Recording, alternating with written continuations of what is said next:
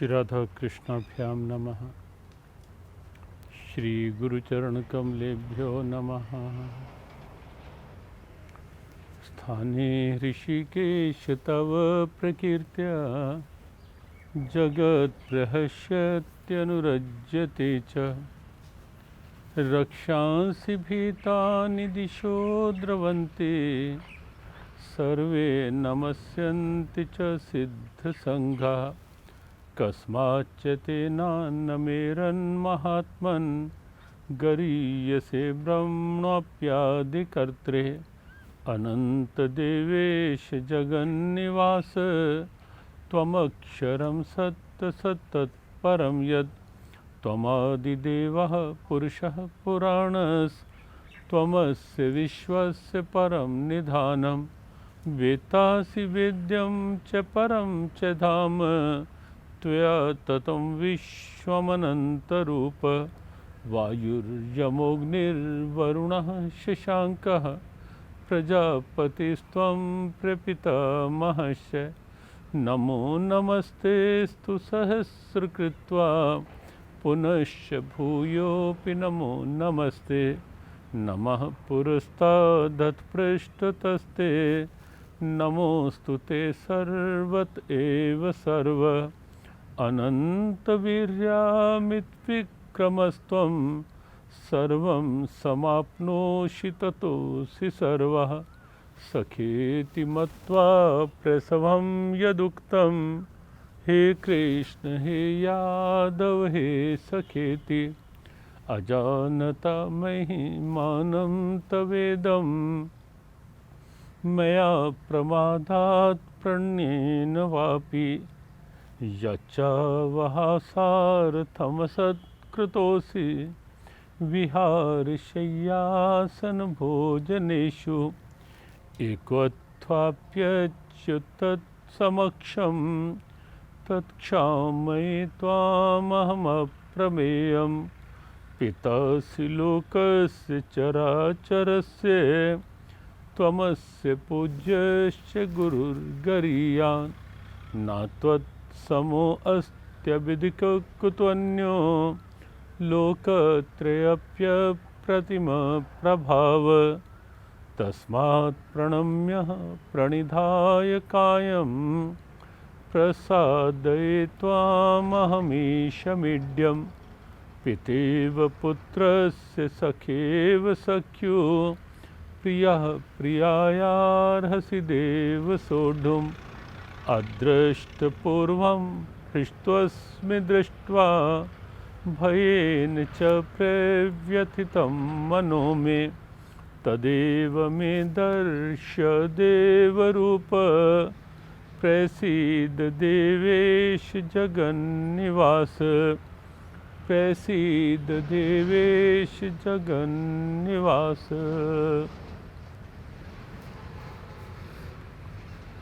अर्जुन के द्वारा की गई यह अद्भुत स्तुति, विलक्षण स्तुति, भावपूर्ण स्तुति, अनेक अर्थों में बहुत महत्वपूर्ण स्तुति जीवन की पारिवारिक दुर्भावनाओं के रूप में या सामाजिक वैमनस्य के रूप में या आई किसी भी विश्व भर की समस्या के समाधान के रूप में ये स्तुति बहुत अद्भुत है, बहुत व्यावहारिक है, वैचारिक है, विलक्षण है।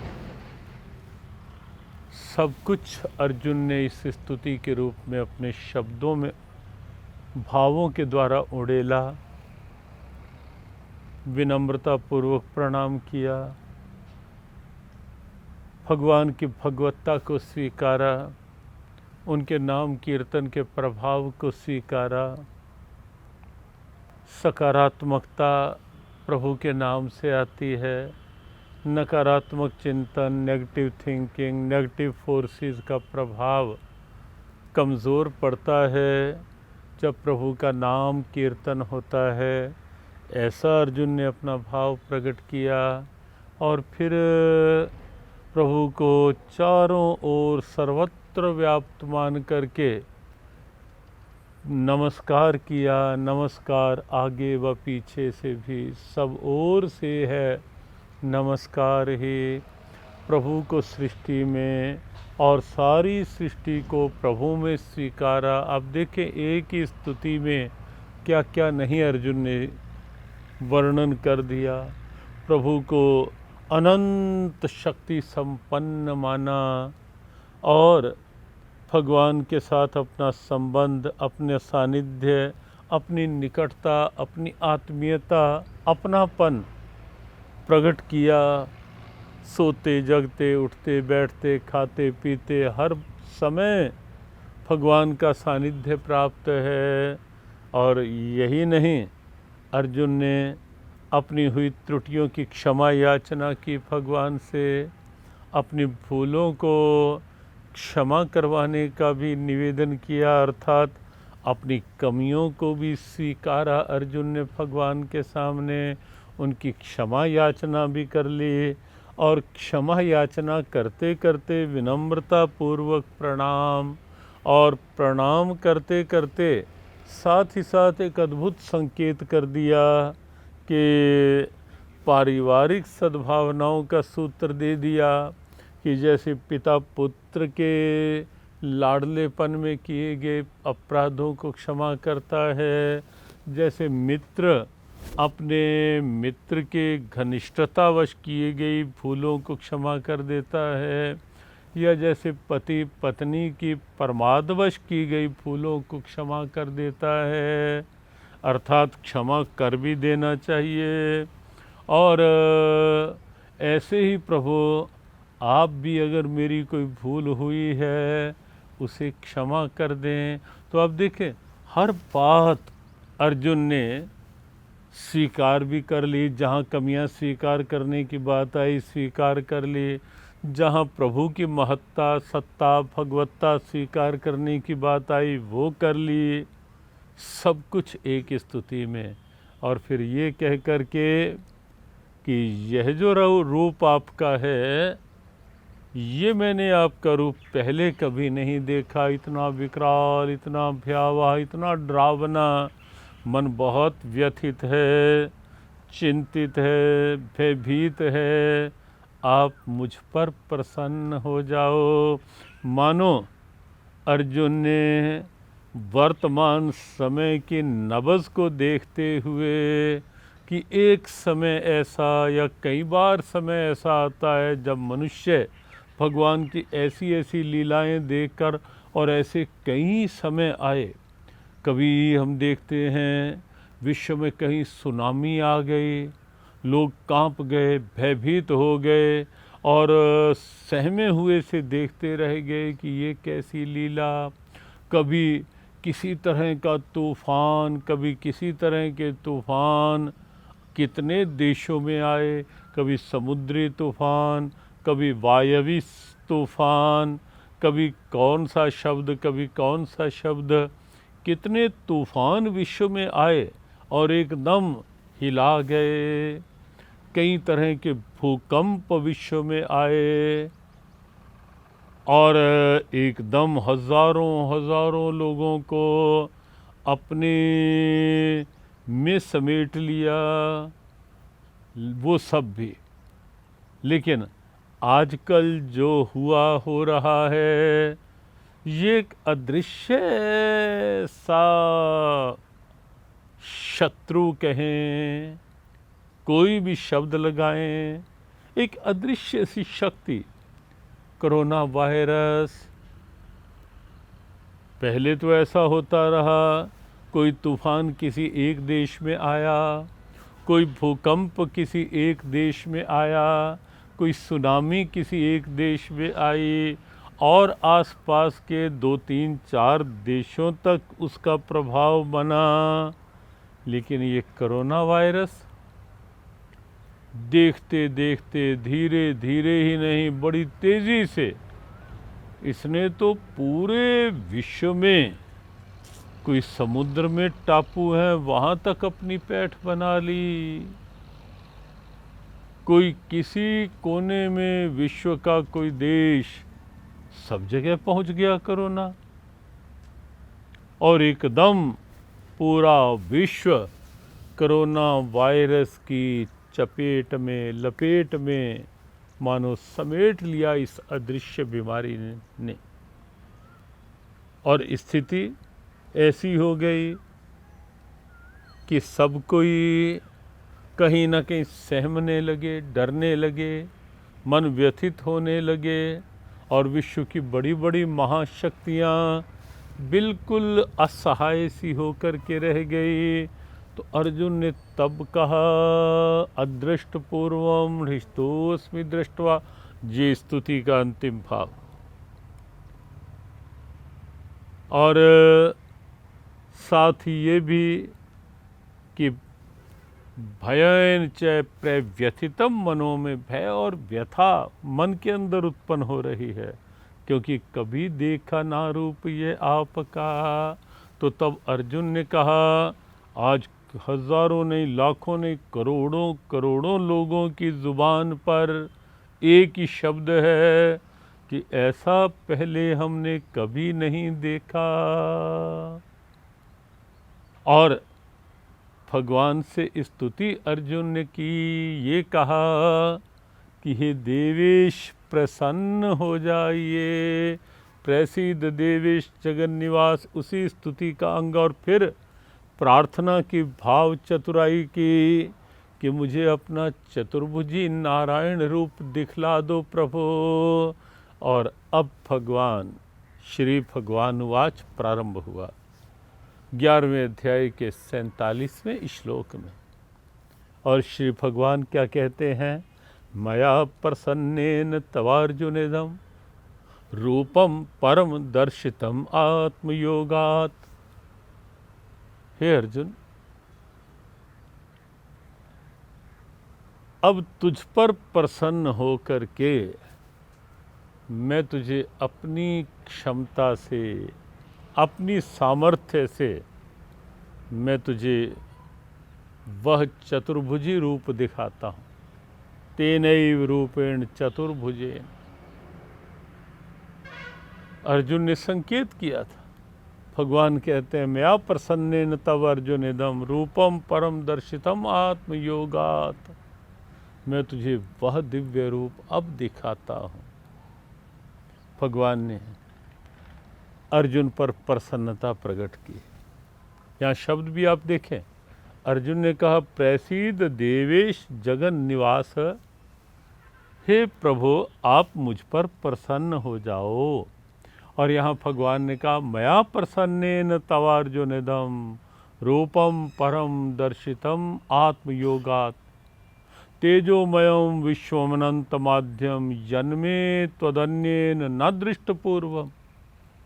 अब अर्जुन, मैं तुझे वह तेजोमयम विश्वमनंत माध्यम, मैं तुझे वह रूप भी दिखला रहा हूँ, और जो अब तक भी दिखलाया है, जन्मे त्वदन्येन न दृष्टपूर्वम, ये तेरे अतिरिक्त किसी और ने नहीं देखा।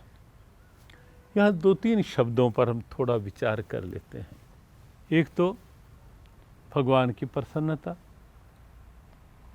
और हर किसी को लग रहा है, हर किसी का मन कर रहा होगा, और हर किसी की भावना इस समय प्रभु के आगे उमड़ रही होगी, उमड़नी भी चाहिए। भगवान कृपा करें सबके भाव एक साथ उमड़े हैं। प्रसीद देवेश जगन निवास, एक साथ सबके भाव ये उमड़े कि हे देवेश प्रसन्न हो जाइए। और काश अब बहुत हो चुकी प्रभु, आप यहाँ भी इस वातावरण में भी प्रसन्न होकर, जैसे अर्जुन पर प्रसन्न होकर के आपने कहा कि पार्थ, मैंने ये रूप तुझे डराने के लिए भी नहीं दिखाया था, तू व्यथित हो जाए इसके लिए भी नहीं दिखाया था। मैंने ये रूप तो इसलिए दिखाया था अर्जुन कि तुम समझ जाओ कि किसी के अहम का मूल्य तो अपने अहंकार की शरण में था। जब मैं तेरे रथ का सारथी बन ही गया था अर्जुन, लगाम संभाल ही ली थी, और फिर भी तूने ये कह दिया कि मैं युद्ध नहीं करूँगा। ना योत्सेति गोविंद मुक्त्वा तुष्टिम बभूवः, मैं युद्ध नहीं करूँगा कृष्ण। तू अपने अहम को लेकर बैठ गया पार्थ। ये स्वरूप जो है ये दुनिया को ये दिखाने के लिए था पार्थ, कि हर कोई समझ जाए कि सृष्टि में किसी के अहंकार का कोई महत्व नहीं, कोई मूल्य नहीं है। स्तुति प्रारंभ भी हुई अर्जुन की विनम्रता से, और यहाँ संकेत प्रभु करते हैं कि पार्थ, मैंने तुझे डराने के लिए मेरा कोई ये आशय नहीं था, ये अभिप्राय नहीं था कि मैं जो तुझे डराना चाहता हूँ, धमकाना चाहता हूँ, या तुझे विक्षेपता में डालना चाहता हूँ, ऐसा अभिप्राय नहीं था पार्थ। मैं तो तुझे केवल शिक्षा देना चाहता था, और तेरे निमित्त से पूरी मानव जाति को शिक्षा देना ही मेरा अभिप्राय था पार्थ, कि ना तो अहंकार दिखाओ और ना ही पलायन करो अपने कार्य से। भगौड़े भी नहीं बनो, अहंकारी भी नहीं बनो। और शायद यह भी, ये जो कोरोना वायरस भी हुआ है, पूरे विश्व में फैला है, लगता है कि ये भी मानव मात्र को, पूरी सृष्टि को कुछ शिक्षा देने के लिए ही हुआ है,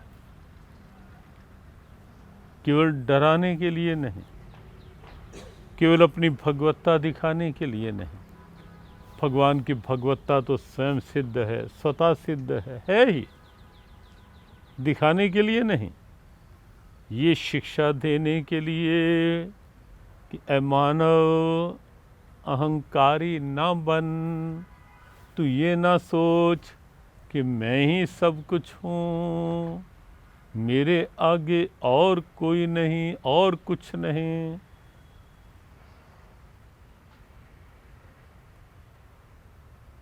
संकेत किया गया था कि जब कहीं ना कहीं ये अहम हावी होता है, तो आसुरी शक्तियाँ जो होती हैं, रावण, कंस, हिरण्याकशिपु, दुर्योधन जैसी, वो ये मानने लगती हैं ईश्वरो अहम, अहम भोगी, सिद्धो अहम, बलवान सुखी, मेरे से बढ़ के बलवान कौन होगा, मेरे से आगे कौन ईश्वर। महाभारत में कई बार आप देख रहे हैं कि दुर्योधन का चरित्र ये कई बार सिद्ध करता है कि कौन कृष्ण, कौन ईश्वर। और ऐसे रावण का रामायण में आपने देखा कितनी बार, श्री मत कहो राम को, वो केवल शत्रु है। यद्यपि एक समय आता भी है कि कहना ही पड़ता है, और अंत में तो रावण के मुख से भी निकला श्री राम। एक समय आता है जब मानना भी पड़ता है, तो क्यों ना पहले से मान लिया जाए, पहले से स्वीकार कर लिया जाए कि हे नाथ, आप ही इस सृष्टि के सर्वेश्वर हो, परमेश्वर हो, सर्वलोक महेश्वर हो। और फिर धीरे धीरे यह भी कि मेरे हृदयेश्वर हो, मेरे हृदय में आप ही विराजित हो और विराजित रहो। और सच मानो, जब प्रभु हृदय में विराजित हो जाएंगे तो ये हृदय कमज़ोर नहीं होगा। ये जो आजकल कमज़ोर मन लिए हुए हम घूमते हैं, बिल्कुल हर समय irritated mind, tense mind, depressed mind, hyper mind,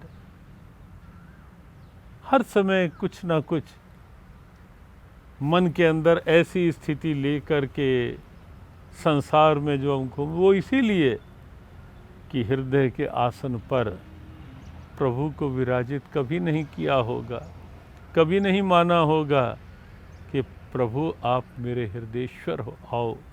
अब इस प्रसंग से ये मान लें, भगवान अर्जुन से कहते हैं, पार्थ कि मैंने ये रूप तुझे डराने के लिए नहीं दिखाया, केवल शिक्षा देने के लिए दिखाया था कि अहम का कोई स्थान नहीं। काश पूरी दुनिया, पूरा विश्व और विश्व का हर व्यक्ति इस समय ये शिक्षा ले ले कि इस संसार में किसी का अहम नहीं चलता, किसी के अहंकार का कोई मूल्य नहीं सृष्टि के अंदर। और वो तो सब देख रहे हो ना, बड़ी बड़ी शक्तियाँ और उन महाशक्तियों के महानेता आज कहाँ हैं? असहाय स्थिति में हैं या नहीं? विवश बेबस हैं या नहीं? मान लो, सब मान लो, सब स्वीकार कर लो कि अहंकार का कोई मूल्य नहीं है इस सृष्टि में। अर्जुन ने मान लिया, स्तुति के द्वारा स्वीकार कर लिया, बार बार विनम्रता प्रकट की, क्षमा याचना की प्रभु से, नमस्कार किया बार बार प्रभु को। और अर्जुन प्रभु ने अंत में कह दिया, मया प्रसन्नेन तवार्जुनेदं रूपम परम दर्शितम आत्मयोगात् तेजोमयम विश्वमनंतमाध्यम यन्मे त्वदन्येन न दृष्ट पूर्वम। अब मैं प्रसन्न हो गया हूँ और मैंने तुझे जो रूप दिखाया पार्थ, दिखा रहा हूँ, ये तेरे अतिरिक्त यन्मे त्वत् अन्येन न दृष्ट पूर्वम, इससे पहले किसी ने नहीं देखा। और कुछ लोगों को लगता है कि यशोदा को भी तो भगवान ने अपने मुख में उस समय संपूर्ण ब्रह्मांडों के दर्शन करवाए ही थे। जब कन्हैया ने माटी खाई थी, मृदुभक्षण लीला की थी और साफ साफ इनकार कर दिया था कि मैया मैंने नहीं खाई माटी।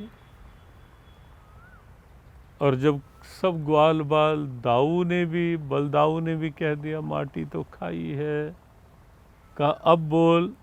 कन्हैया ने तब भी कह दिया ना मैया माटी नहीं खाई। अब कई लोग कहते हैं कि हिंदुओं का भगवान माखन खाए तो झूठ बोल दे, माटी खाए तो झूठ बोल दे। माखन खाए तो कह दे मैया मोरी मैं नहीं माखन खायो। माटी खाई सब बता रहे हैं, जिन्होंने देखा, जिनके सामने खाई वो बता रहे हैं, और उल्टा उन्हीं को झूठा ठहरा रहे हैं कन्हैया। सर्वे मिथ्या विशंसिनः, मैया ये सारे झूठ बोल रहे हैं।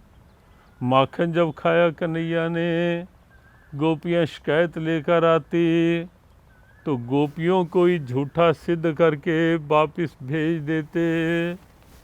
और यहाँ भी सब झूठ बोल रहे हैं मैया। अच्छा, सच्चा तू ही रह गया एक दुनिया में, और सच्चाई तो है ही, सच्चा तो एक वही है। मिलावट तो सृष्टि में ही है ना। मिलावट तो हम सब में हो सकती है, भाव में, स्वभाव में, व्यवहार में, कहीं ना कहीं, लेकिन एक विशुद्ध सत्ता वो तो वही है ना, केवल एक। मैया ने कहा अच्छा तू ही सच्चा रह गया बस, तो नहीं खाई माटी, दिखा खोल के अपना मुंह। और सत्य यही था, कन्हैया ने माटी नहीं खाई थी, झूठ नहीं बोला था। वस्तुतः था क्या कि जब हमारे कान्हा वृंदावन की गलियों में, ब्रज में नंगे पांव गोचारण करते या विचरण करते थे, तो उस समय चराचर प्राणियों में ये बात आती थी कि ये वृंदावन की माटी कितनी धन्य है, जहाँ कन्हैया नंगे पांव विचरण करते हैं। जिस माटी, जहाँ अखिल कोटि ब्रह्मांड नायक नंगे पांव विचरण कर रहा। और यही कारण है कि केवल एक व्रज की माटी है जिसे माटी नहीं, जिसे व्रज रज कहा जाता है। और उसी को जहाँ जहाँ कन्हैया ने नंगे पांव विचरण किया, तो जब सबके मन में हुआ कि काश ये जहाँ कन्हैया चल रहे हैं, ये थोड़ी सी व्रज रज हमें भी सौभाग्य में मिल जाती। अब कहाँ से भेजते, कैसे भेजते, सोचो। सोचा कन्हैया ने कि थोड़ी सी उठा करके अपने मुख में रख लेता हूँ और पूरे ब्रह्मांडों का आह्वान कर देता हूँ कि सब लोग मैं मुख में रखूँगा और सब तक पहुँच जाएगी।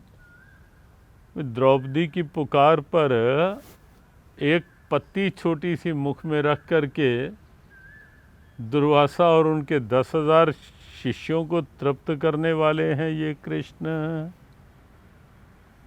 थोड़ी सी ब्रजरज मुख में रखी। और यही कारण था कि जिस समय, इस घटना को आप ठीक समझें, कि जिस समय मैया ने कहा लाला मुंह खोल के दिखा और हाथ उठाया कन्हैया के कोमल कपोल पर, गाल पर लगाने के लिए, और जैसे ही कन्हैया ने उठा हुआ मैया का हाथ देखा, कन्हैया को लगा कि अभी अभी तो मैंने ब्रह्मांडों का आह्वान किया, अभी तो व्रजरज उन तक मुश्किल से पहुंची ही होगी, और अगर मैया का ये उठा हुआ हाथ पूरे वेग के साथ लग गया, वो केवल मेरे कपाल पर नहीं लगेगा, केवल मेरे गाल पर नहीं लगेगा, इससे तो सारे ब्रह्मांड हिल जाएंगे। और तब जब मैया ने कहा मुख खोल, कन्हैया ने खोला और मैया ने देखा सारे ब्रह्मांड कन्हैया के मुख में। ये सत्य है कि यशोदा ने देखे, लेकिन प्रश्न उठता है कि जन्मे त्वदन्येन न दृष्ट पूर्वम, क्या कन्हैया इस समय भी झूठ बोल रहे हैं कि जो मैंने तुझे दिखाया या तूने देखा ये किसी ने नहीं देखा? नहीं। देखो, मैया ने, यशोदा ने जो रूप देखा था, वहाँ उस रूप में एक कालो अस्मी का रूप नहीं था, ये विकरालता नहीं थी, वहाँ केवल ब्रह्मांड थे, सृष्टि का लय नहीं था, प्रलय का दृश्य नहीं था, वहाँ केवल एक पक्ष था विराट रूप का। इसलिए कि जो तूने देखा है पार्थ, ये किसी ने नहीं देखा। और फिर चतुर्भुजी नारायण भी कहाँ उस समय दिखाया, वो तो एकदम मैया ने जब देखा और कहा, कान्हा तू भगवान है क्या? ना मैया, ये किसने भ्रम डाल दिया तुझे तेरे मुख में? कन्हैया ने कहा, मैया ये तो कोई सपना देखा है तूने। और झट से लिपटे मैया भूल भी गई। और जो विराट रूप अर्जुन को जब समझाने गए और अर्जुन ने ग्वाला कहकर कहा कि बंदी बना लो इस ग्वाले को, जब 5 गांव की बात करने गए, आधा राज्य 5 गांव, युद्ध ना हो, और जब कहा बंदी बना लो इस ग्वाले को और सैनिक बंदी बनाने के लिए लपके, तब भगवान ने वहाँ सभा में दिखाया एक रूप, लेकिन वो भी संपूर्ण विश्व रूप दर्शन नहीं था, वो केवल एक झलक थी। जन्मे त्वदन्येन न दृष्ट पूर्वम, जो तुझे दिखाया है पार्थ किसी और ने नहीं देखा। तो ये श्लोक जो है भगवान की प्रसन्नता का है। आगे हम बढ़ें उससे पूर्व ये कुछ जिज्ञासाएं ले लेते हैं।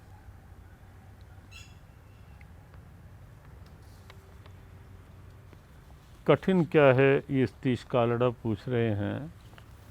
देखो, कठिन और आसान की कोई परिभाषा नहीं। जहाँ हमारे मन की रुचि नहीं है वो आसान भी कठिन है, और जहाँ हमारा इंटरेस्ट बन गया सिंसियरली, वो कठिन भी आसान है। मोक्ष कैसे मिलेगा? शशि बार, देखो, मोक्ष जो है गीता के अनुसार वो मृत्यु के बाद की स्थिति नहीं, वो जीवन काल का है। वृत्तियों से मोक्ष, विकारों से मोक्ष, बुराइयों से मोक्ष, चिंताओं से मोक्ष। जब ये सब अंदर से हो जाएगा, अंदर की वृत्तियां, विकार, चिंताएं अंदर से निकल जाएंगी, अंदर मन तृप्त शांत, वही मोक्ष की स्थिति जीवन काल की है, और वही बाद की भी मोक्ष की स्थिति है। और वो मिलेगा।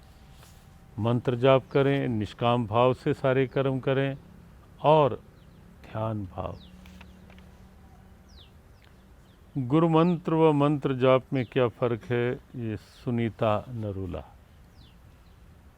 देखो, मंत्र भगवान का कोई भी नाम होता है जो, वो मंत्र ही है। ये कितने नाम हैं प्रभु के, हर नाम अपने आप में मंत्र हो सकता है। लेकिन गुरु मंत्र वो है जब हम विधिवत कहीं से दीक्षित मंत्र लेते हैं, भावपूर्वक, श्रद्धापूर्वक, विनम्रतापूर्वक जब हम अपने आप को किसी के शरणापन करते हैं, और वहाँ से जो मंत्र मिलता है उसे जब हम जीवन का एक आधार मान लेते हैं, तो संपूर्ण हमारी निष्ठा, तब भी जो अनेक मंत्र हैं उन सब का सार, जो जितने प्रभु के नाम हैं, ये मानकर चलो, ये विश्वास रख कर चलो कि उन सब का जो तत्व होता है, अमृत होता है, सार होता है, वो गुरु मंत्र के रूप में हमें प्राप्त हो जाता है। और सारे के सारे मंत्रों का तत्व उस गुरु मंत्र में आ जाता है।